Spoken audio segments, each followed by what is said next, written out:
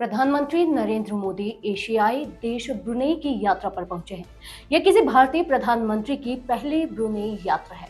उनकी यह यात्रा ऐसे समय में हो रही है जब दक्षिण चीन सागर में चीन की आक्रामकता बढ़ती जा रही है।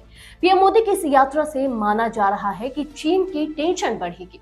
यह पहला मौका है जब भारत के प्रधानमंत्री एशियाई देश ब्रुनेई की द्विपक्षीय यात्रा पर होंगे। भारत की आजादी के बाद बीते साल दशकों से अधिक के कालखंड में इससे पहले किसी भी प्रधानमंत्री का ब्रुनेई दौरा मुमकिन नहीं हो सका।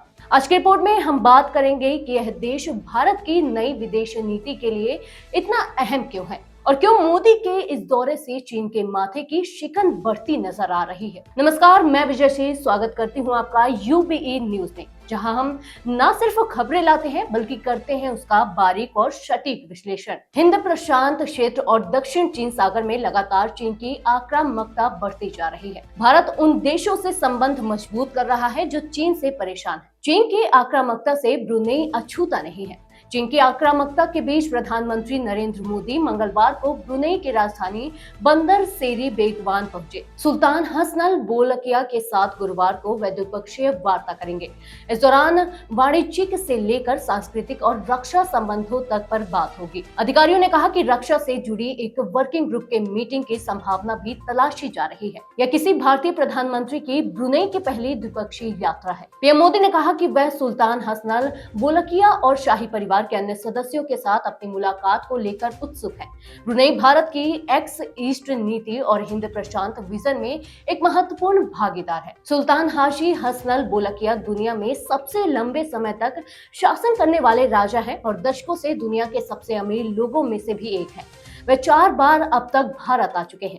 1992 और 2008 में उन्होंने भारत की राजकीय यात्रा की है। आसियान भारत स्मारक शिखर सम्मेलन 2012 और 2018 में उन्होंने हिस्सा लिया। विदेश मंत्रालय में सचिव जयदीप मजूमदार ने कहा, पीएम मोदी ब्रुनेई के साथ हमारे द्विपक्षीय संबंधों और सहयोग के सभी पहलुओं पर द्विपक्षीय चर्चा में शामिल होंगे।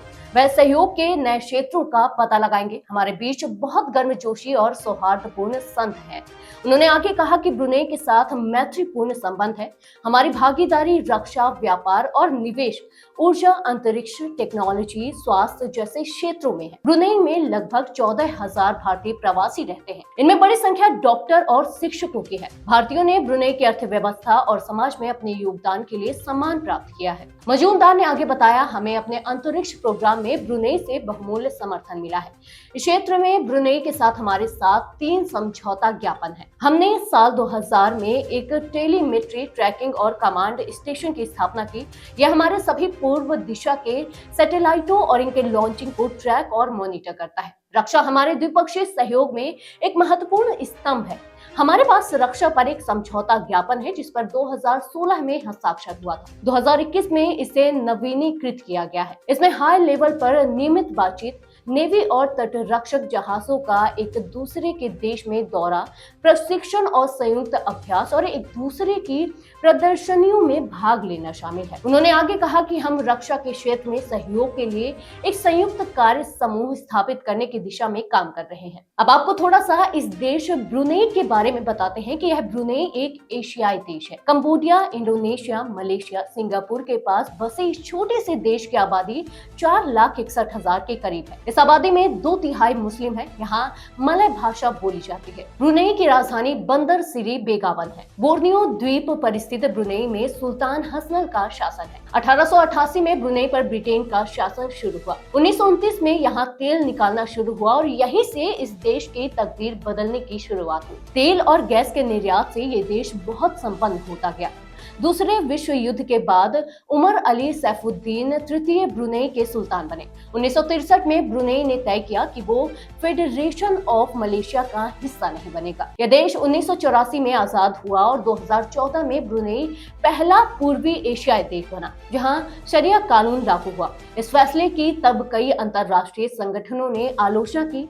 2019 में एक ऐसा कानून ब्रुनेई में लागू किया गया जिसके तहत समलैंगिक संबंध बनाने पर पत्थर मारकर मौत की सजा दिए जाने का प्रावधान था। तब इस कदम की काफी आलोचना हुई थी और इस फैसले को वापस ले लिया गया था। आपको बता दें कि ब्रुनेई में आजादी के बाद से विपक्ष की इजाजत नहीं दी गई है। देश में कोई प्रभावशाली सिविल सोसाइटी भी नहीं है। ब्रुनेई में अब भी 1962 में घोषित किए गए आपातकाल का शासन चल रहा है, जिसके तहत लोगों को अभिव्यक्ति की आजादी नहीं है। मीडिया खुलकर रिपोर्ट नहीं कर सकता और हदें पार करने वाले दफ्तरों पर ताला भी लग जाता है। अपने दौरे के दूसरे चरण में पीएम मोदी सिंगापुर के प्रधानमंत्री लॉरेंस वोंग के निमंत्रण पर 4 और 5 सितंबर को सिंगापुर की यात्रा करेंगे। दोनों नेता भारत सिंगापुर रणनीतिक साझेदारी की प्रगति की समीक्षा करेंगे और आपसी हित के क्षेत्रीय और वैश्विक मुद्दों पर विचार विमर्श करेंगे। सिंगापुर आसियान में भारत का सबसे बड़ा व्यापारिक साझेदार है और ये प्रत्यक्ष विदेशी निवेश का प्रमुख स्रोत है। ये देखने लायक बात होगी कि प्रधानमंत्री मोदी की यात्रा का भारत और दक्षिण एशियाई देशों के साथ संबंधों पर क्या असर पड़ता है,